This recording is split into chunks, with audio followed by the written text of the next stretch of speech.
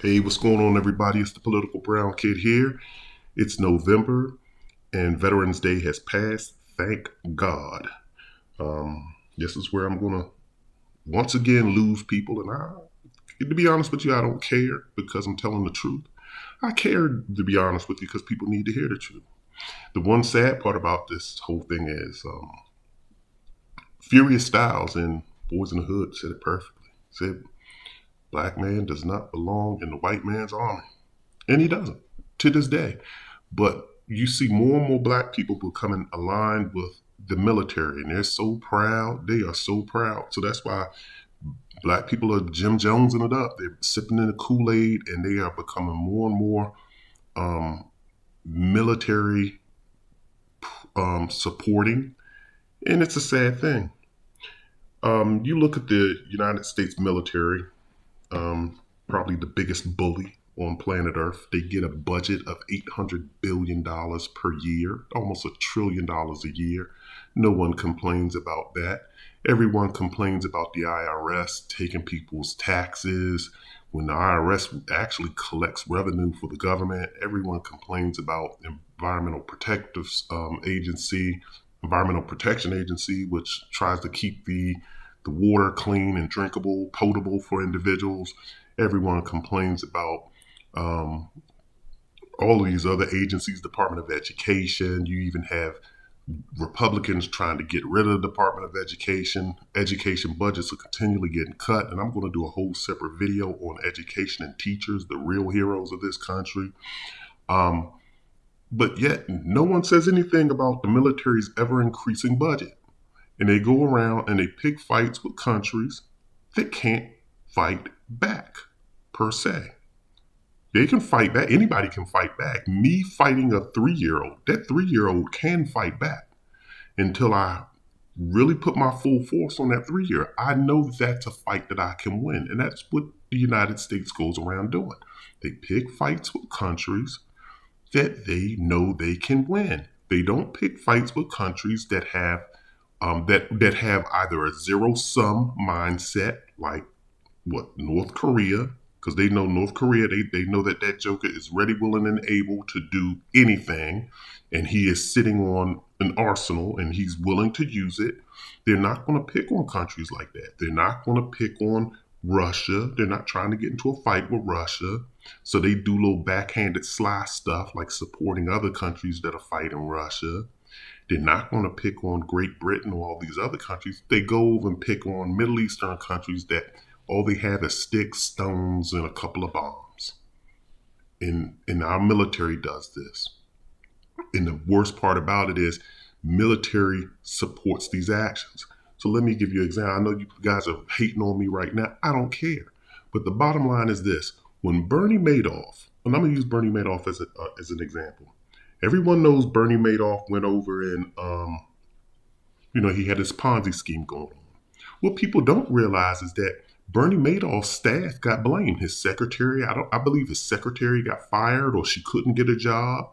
And a lot of people, they wanted to send a lot of Bernie Madoff's staff to jail because they were basically saying that they knew about the scam and that they were complicit in the scam. And some of these people, they were just some of these people, if you're a secretary or a low level worker, you don't have the intricate knowledge of what's going on. But these people were demonized. And then here, on the flip side, you have an American military. And I know that these people knew what was going on when George Bush and the real president, Dick Cheney, decided to go over into Iraq. First, what did they say? They said, "Oh, we see yellow cake over there." I heard so much about yellow cake. I'm like, what is this yellow? Like, what are they baking? Lemon pound cake? Like, what is this cake? I had to Google what yellow cake was. And for those who don't know, it's technically, I think it's like plutonium or uranium, I think. So it's basically a mineral that's used to make weapons of mass destruction. And so first they wanted to use that as an excuse. I think the secretary of the person from the Department of State that's assigned over to that region of the world said no, they do not have this yellow cake. So that got shot down. Then they came back and said, well, they got weapons of mass destruction. I think that got shot down. Then it just became about, they aided and abetted, you know, um, Osama bin Laden. They were throwing everything at, and then all of a sudden, then they just switched it to Operation Iraqi Freedom because now the people of Iraq need to be freed, but people in, I guess, in North Korea don't need to be freed because they're not going over into North Korea. Like I told y'all, they're not going to mess with them. So they picked on somebody that they knew they could fight, and also they wanted the presence in that part of the world as a part of imperialism and getting a United States commercialization so they could have more, so they could spread capitalism to that part of the world and benefit American companies so that they could create their tax base and also to get the oil and the poppy. But that's also another story. But the bottom line is this. Your boss, Dick Cheney and George W. Bush, creates a scam to go over into the country. Half of these military people know about it, and yet they'll still pick up arms and go fight and delete innocent victims, as that loser Bill Maher call it, collateral damage. That's what he wants to call it. And well, he looks at it as collateral damage because it's coming from the Americans, but when somebody does it to us, then it's just a terrorist act. Like, that's not a terrorist act, going over to another country, bombing them. See, we have the freedom in America that we don't have to live with other countries flying planes over us, dropping bombs on us, dropping flying drones over our head. We don't have to live with seeing soldiers from other countries walk down our streets with M16 rifles, AK-47s, and God knows what else, and tanks. We have the luxury of not having to live with that. But I guarantee you, if we had to live with that, and we had to live like those other countries live underneath America, we'd be hating those other countries just as much as they hate us. And you have these military personnel who, if you know something's wrong, you're just like, I'm just following orders. And that's what we're supposed to do in the military. The military gets a pass to just follow orders blindly. When a lot of the military people knew, and trust me, I knew it, and I talked to military people and they knew it, that those countries didn't have anything. But they need a job. They need to get their GI Bill and get their FHA loans or VA loans or whatever it is, and get their benefits and get their 100% or 10% disabilities. They want their money. So they go along with it in the name of deleting innocent citizens that live in a different country.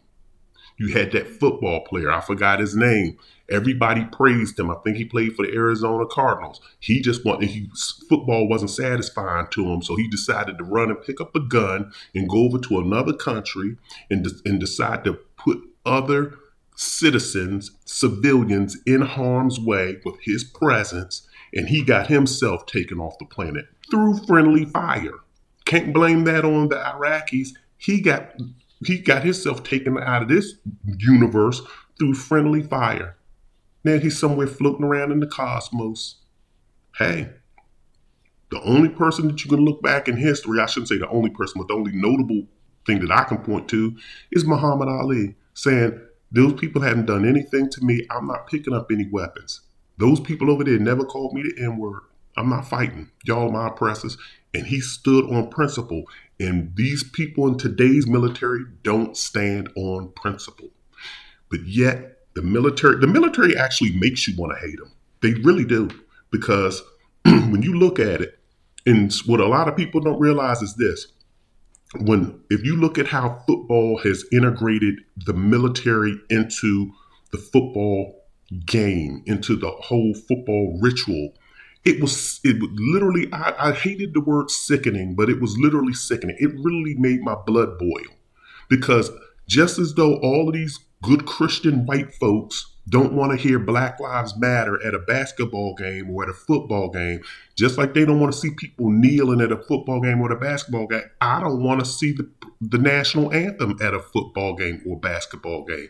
It is a private game. Now, when you want to have a public schools, and because that's a government-funded institution, when you want to do prayer there and raise the flag there, fine. But I'm still, for the life of me, don't understand why every football game, private National Football League, private National Basketball Association, has to have the national anthem conducted before every game. We know what country we live in. We know where we're at. We don't need to be reminded every 24 hours a day. Just like you white people don't want to be reminded that Black Lives Matter And just like you don't want to hear the national Negro anthem. Once again, I hear that idiot Bill Maher. Bill Maher's a loser.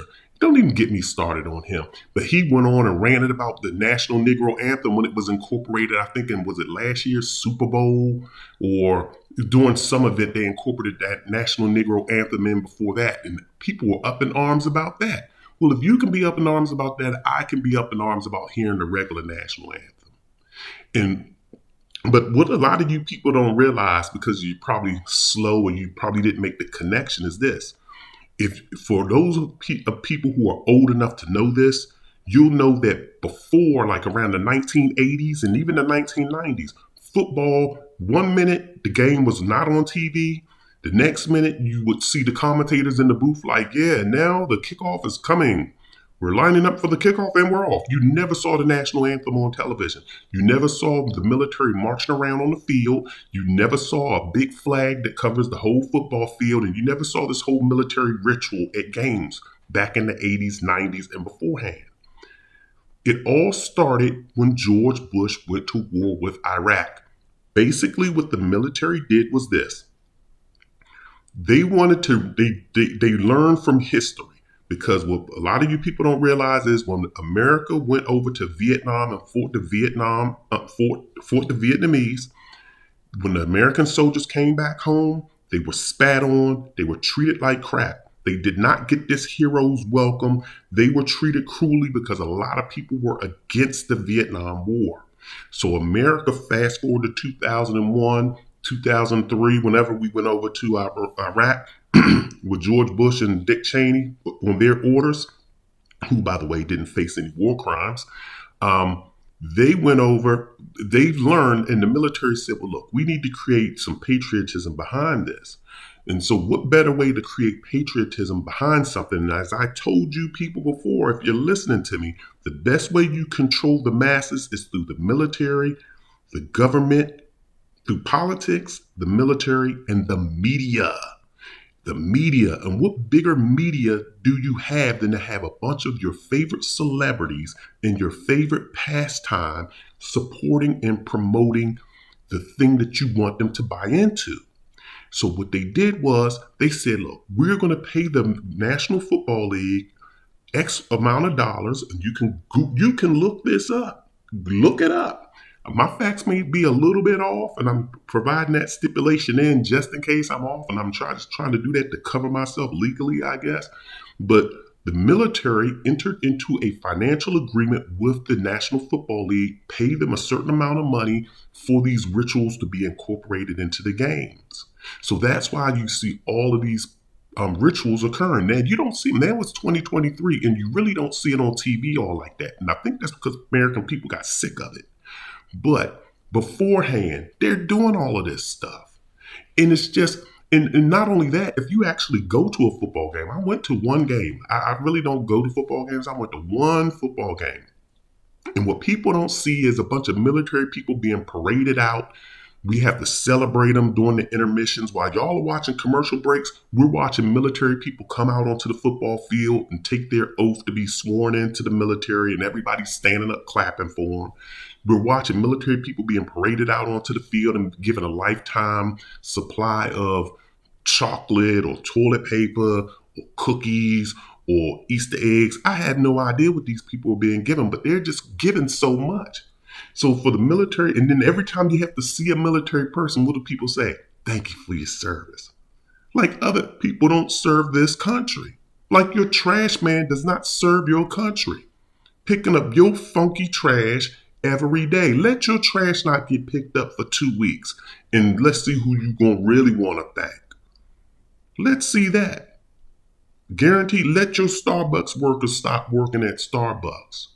Let your auto mechanics decide that they don't no longer want to work on cars anymore. And let's see who you really going to thank for their service. These military people are nothing but baby deleters. They go to other countries and delete babies. That's what they do. And yet These are the most entitled people on planet Earth. They can serve for 4 years and get a retirement check for the rest of their life, get a 10% disability, 100% disability. So that's an additional check that they get for the rest of their life. And I do believe that one may be tax free. And half of these people, you're like, well, what's your disability? I sprained my ankle when I was in the military running, so I get 50% disability. And then they get a check. They get free schooling. They get free housing. If they apply for government jobs, they get preference no matter. They can get an IT job faster than a person that graduates with a degree in information technology. That military person is given preference because they served. It's amazing. It is amazing. It's truly amazing. And not only that, look at the track record of these military people. Look at the track record. I have statistics right here, honestly, and I'm looking dead at them. I swear to goodness, I'm looking dead at them. When you think about it, the last shooting that we just had in Lewistown, Maine, I think it's Lewistown, Maine, there were 18 people just taken off of the planet because some former military person with military training from our federal government trained a straight lunatic. And this one just happened in 2023. 18 people gone because he decided to go crazy, bat crap crazy in the American streets. There was another one, I think, in Thousand Oaks, California. That was like 2018, 2017, 2018. There were 12 people taken off of this planet because of some former military person. See, people talk about, and then there was also statistics from the CBS News. CBS News did I think a research or data or analysis or whatever. And they came up and said over the past 60 years, 26% of the mass shootings in this country, the United States of America, have been executed by, and those are my words, executed, but they've been carried out by people who were in the military. They had military training or they served in the military. I guess when you mean military training, I'm assuming that means they probably went to basic training and for whatever reason, either they were kicked out or they DOR, as they said, in an officer and a gentleman, and I'm assuming that means drop on request. So they either left the military for whatever reason, so they didn't make it all the way through. Or they did make it through and they came back into society, couldn't get along with people, and so they decided to do the one thing that they know how to do, and that is take people off the planet. I don't make this up. These are the most entitled people on planet Earth. They have Veterans Day, they have Memorial Day. Veterans Day is when you honor all veterans, right? Memorial Day is when you honor those who've fallen or those who were missing in action and or captured, right? So that's what Memorial Day, so you honor those. And then throughout every other day of the week, when you see them wearing their clothes and their jacket, or as soon as somebody comes out their mouth and says, well, I used to serve. Then all of a sudden it's, thank you for your service. Thank you for your service. And that's all. And then you see people wanting to plug in that they serve just for the hell of it, just so they can get stroked all day long. These people get free education. They get preference and better loans on mortgages and everyone else. And we still have to kiss their tails when they come back into this society. And half of them are straight jerks. As you can see, 26% of the mass shootings committed by these people. I don't make this stuff up. But yet we continually are telling them, I'm not telling them, because my thing is everybody serves. Everybody serves in one capacity or another. And like I told you, I'm going to do a video on the true heroes of this country because they go through a lot and they're not given an M16. They're not given a Sig Sauer. They're not given, any of these special equipments to deal with the lunatics that they have to deal with on a daily basis. But yet the military gets all of the praise, all of the glory, and they go around and pick fights on countries that can't defend themselves back. And I know you guys are going to say, I hate this dude, but I'm right. And all of you black people now that want to sign up and join in, and then you come home and you're so proud to serve. God have mercy on your soul. But that's all I'm going to say today. This is the Political Brown Kid. Recognize that you're not special just because you can shoot an M16 and because you can jump out of a plane and because you know how to operate a drone and fly it over another country and drop a, a, a, a weapon that takes hundreds, if not thousands, of people off of the planet in a matter of seconds. You're not special for that. Matter of fact, you should be ashamed of it. And you should be ashamed when you don't question your authority and you carry out orders without questioning those orders and the validity of those orders. Because the rest of us don't have the luxury to do that. If Bernie Madoff's staff, they didn't get that luxury. And his secretary was vilified for it. A lot of people get vilified for not speaking up, not blowing the whistle, but military people get a pass. They get to go over and delete people off of this planet, take them out of this universe, put them into the netherworld, and everyone says, thank you for your service. This is the Political Brown Kid, not honoring your special day, but just telling you to think about what I just said. I'm out of here.